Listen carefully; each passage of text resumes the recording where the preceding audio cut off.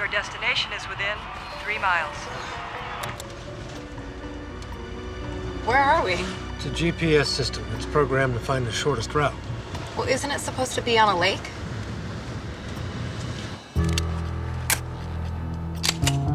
Right turn into driveway. Where the hell are we? You have arrived at Skyline Hills Resort. The hell I have. Thank you for using the Safe Voyage system. Is it really Lawrence Hammond? Yes, it is. What was he doing here? Well, we're just kicking that around now. I think he got lost, or maybe he was meeting someone. Doesn't make any sense. Isn't that a, what do you call it? Global positioning system. It was on, but it wasn't working. There was no disk in the computer. Maybe somebody took it. Maybe. This is Norm Mosley. He was the truck driver who found Lawrence Hammond. Was Mr. Hammond dead when you found him? He was barely hanging on. He died before the paramedics showed up. Did he say anything? Yes, sir. He said girls can't eat 15 pizzas. Come again. Girls can't eat 15 pizzas. Is that it? Yes, sir. You sure? He said it like 5 times. Then he died. Girls can't eat 15 pizzas. What the hell does that mean? Well, it's true, they can't. Well, that depends. How many girls are we talking about? Hang on. Were there any girls nearby eating pizza? No, sir. I figured he was delirious, but he kept saying it. Girls can't eat 15 pizzas. No, forget it. No, never mind. Girls can't eat 15 pizzas. Pardon me? Those were Mr. Hammond's last words. Did it mean anything to you? Girls can't eat 15 pizzas. What girls? You don't know. Maybe they got stomachache from the pizza. No. Captain, do you have a minute? I think we're onto something. Aaron Hammond was having an affair. Oh, again with the wife. There were 4 shampoo bottles in her bedroom from the Newport Inn.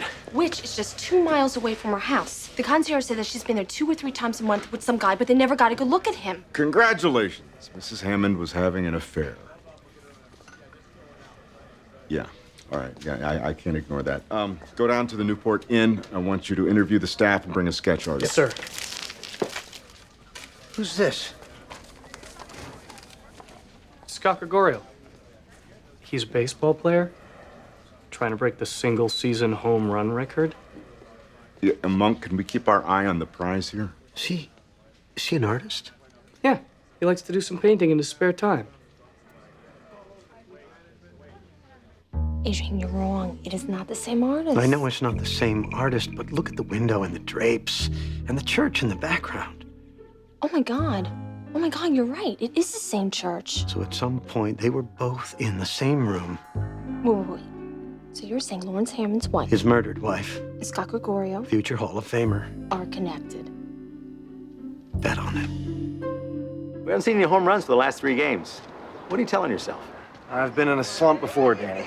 Been working with the coaches. All it takes is one good swing of the bat, and right back in this. I'm not gonna He's worry about it. Benji's hero. I'm just gonna take it one game at a time. I thought I was Benji's hero. Okay, I've noticed last few games, had a little trouble with breaking pitches. What are you doing about that? Well, I took a little longer on BP today, and I think I've worked it out. He loved her. We think Aaron was the real target of the attack, not her husband. Why would you say that? Think about it. Think about how you were affected by her death. You're hitting straight. Maybe somebody's trying to distract you. Can't believe you said that. I know this sounds paranoid, but I was thinking the exact same thing. Maybe it was the same guy who attacked you a couple of weeks ago. You heard about that, huh? Yeah, I was outside the stadium. It was after a game. Some creep came at me with a baseball bat. I fought him off. He disappeared. Did you get a good look at him? Nah, it happened too fast. It's when the team hired Heckle and Jekyll here to babysit me. Hey, Benji, don't forget help. What's help? H-E-L-P, hands together, elbows up, level swing, patience. H-E-L-P. Yeah, it helps me remember. It's, what do you call it? Mnemonic device. Sharona, call the captain. GCE15P. Girls can't eat 15 pizzas. It was a mnemonic device. I understand. That's good work, Monk. I remembered how the housekeeper said that Lawrence Hammond never forgot a birthday. A lot of successful people use little tricks to memorize information. That I understand. Right, and obviously, Hammond made up the phrase to help him remember the license plate of the car that ran him down. We found this underneath the rear seat cushion. It's for one of those global positioning systems. It's homemade. The guy programmed it himself. Well, this is what he used to lure Hammond and his wife to that industrial park. Right. Okay. Start putting together a list of computer geeks that can do that sort of thing. Yes, sir. There was a security camera. We got a picture of him.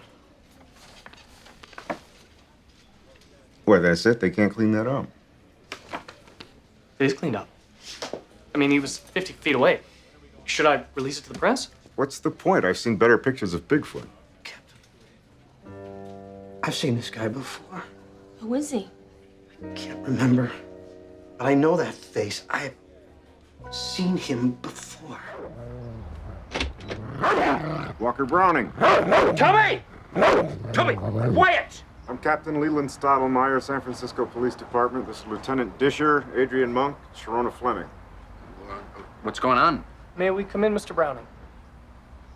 What if I say no? Don't say no. Mr. Browning, you work for Springbok Electronics in Palo Alto? Not anymore. I got laid off in October. And you work for their global satellite division, though? That's right. Can I ask what this is all about? Whoa, hey, is that 73? Yes, it is. Just please don't touch it. Oh. Must have been quite a day for you, huh? Catching that ball? Yeah. That's a piece of history right there. I wasn't even planning on going to the ballpark that day.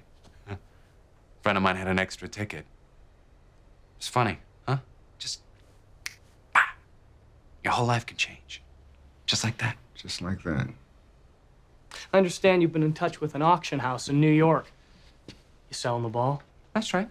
Yeah, Toby and I are having a little bit of a cash flow problem, so I figure the 500 grand could come in handy. 500? No, that ball's worth like $3 million. What would happen, I wonder, if Scott Gregorio broke Daryl Grant's record? I don't know. I'll tell you what would happen. That $3 million baseball would suddenly be worth roughly, nothing. Yeah, but it doesn't matter, because, the slump Gregorio's in, he's not going to be breaking any records. You made sure of that, didn't you, Walker? When you murdered the woman he loved. Catching that ball must have been the best day of your life. A few weeks ago, you decided to sell it, but you discovered there were no buyers. Because the record was about to be broken. 2.5. So you panicked. You had to protect your investment. You went after Gregorio outside the stadium. You were trying to break a leg or an arm or anything to keep him out of the lineup. But that didn't work. After that, he was surrounded by bodyguards 24/7. You knew you'd never have another chance. But he was vulnerable in another way. He was in love with Lawrence Hammond's wife, and you knew it. Okay, has that dog been fed recently? Hammond, the millionaire? This is insane. You knew Hammond's schedule. The board of directors meeting was well publicized. The night before, you broke into his garage and replaced his global positioning disc with one that you programmed yourself. Hammond followed the directions, and all you had to do was wait. And all because you wanted to sell a baseball. Hello? Miss Raffleson? Miss Raffleson, I see your car. Miss Raffleson? ¡Madre de Dios, Miss Raffleson! ¡Madre de Dios! The housekeeper has her own key. She comes in every other week. She found the body right here a couple hours ago. Her name is Joanne Raffleson, 36, former Vegas showgirl. The coroner just took the body. Said she's been dead for 5 days. So that makes it Wednesday morning. Wednesday? Excuse me. Why are we here? She killed herself, right? Maybe. I'm not sure. I noticed a few things. I wanted to run them by you. I found a letter from a publisher in New York. She was about to have a book published. A memoir called Between the Sheets, the Joanne Raffleson story. Between the... Oh, yeah, I get it. And a check for 50 grand, which she has not deposited. Pretty weird time to hang yourself, huh? So am I right? Something's not kosher. How tall do you think that stool is? About 18 inches? The rope's 7'6". But according to her license, she's only 5'5". I'm 5'5". Step up. You're right. It doesn't add up. You wanted to see her phone records? Yeah. No calls at all on Tuesday or Monday? Last call she made was Saturday morning at 2:05 a.m.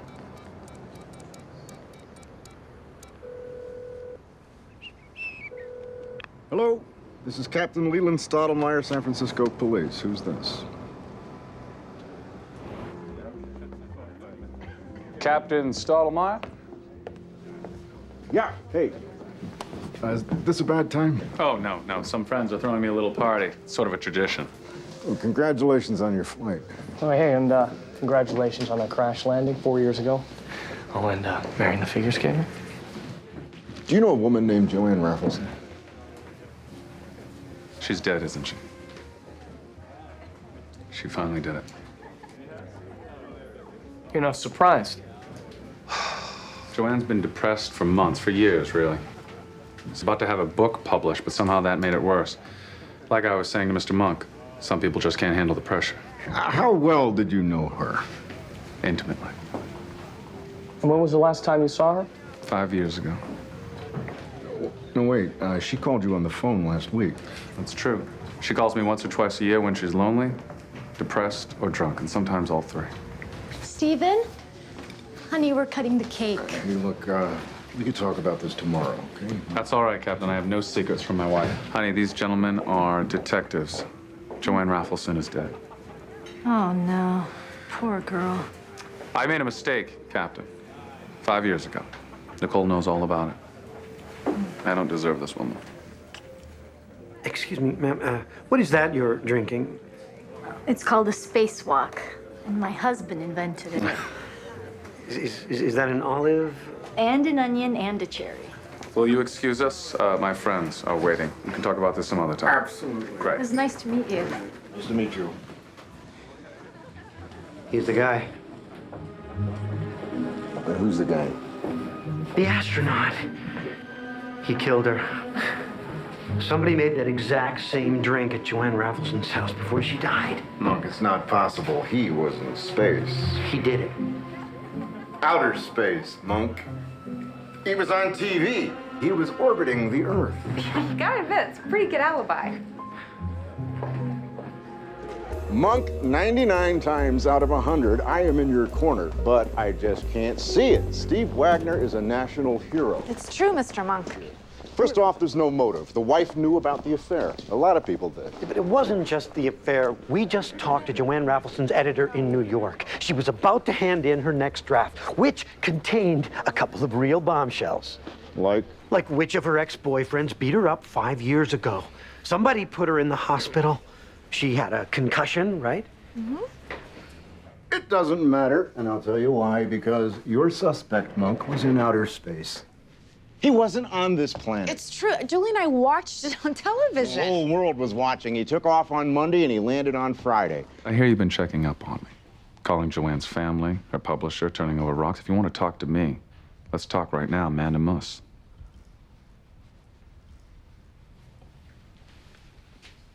Did you hit her? Hit who? Joanne, did you hit her so hard that she woke up in the hospital? I wouldn't repeat that, Mr. Monk. That's slander. Besides, who would believe it? That's why you killed her, isn't it? Because she was about to go public.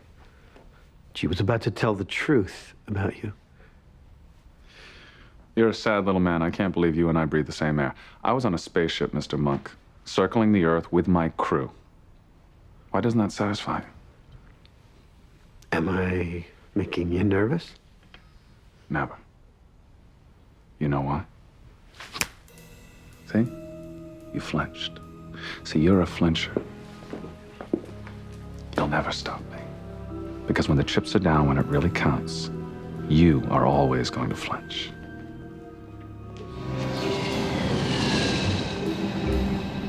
We're talking about state-of-the-art technology here. The most advanced warplanes ever built. Some of these planes are prototypes. That means nobody's ever flown them. Sounds dangerous. It can be dangerous. Then why do you do it? If I didn't do it, Benny, somebody else would. And where's the fun in that? Now, you kids will love this. This is a flight simulator. It's kind of like a $30 million video game. Cool. You want to check it out? Okay. You grown-up stay here. We'll be right back. Captain Savo, you're in charge.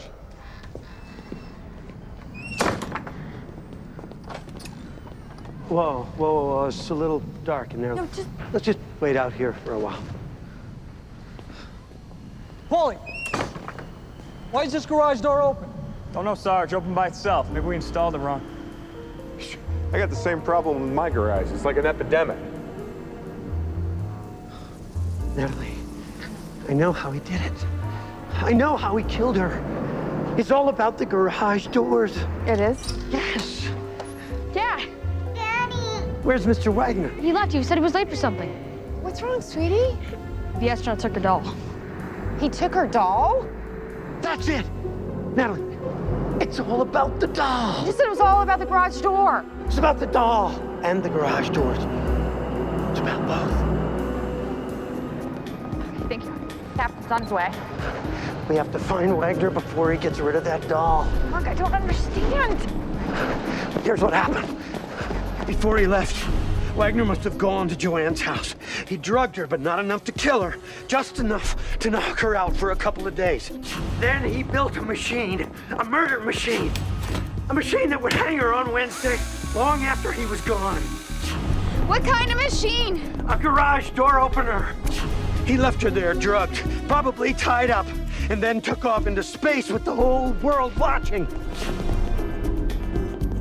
I don't understand. She died on Wednesday. How did he activate the machine? It was so simple, it was brilliant. He used a remote control. He taped it or glued it down so it stayed on. Then he put the remote control inside one of those dolls. Then he mailed it to her own house. Second day mail. Second day mail? Wednesday morning. Exactly. It was like a time bomb. The mailman delivered the remote control, put it on the front porch. On the other side of that door, she was being strangled. Oh my God. But they found her in the living room. After he landed, Wagner went back to her house. He dismantled the machine and moved her body into the other room. It was a perfect plan, except for one thing. The doll was missing. He must have panicked. He went back there again today to find it. He knows that remote can tie him to the murder. His fingerprints are all over it. It's jungle out there. Disorder and confusion everywhere. No one seems to care. Well, I do. Hey, who's in charge here? It's jungle out there.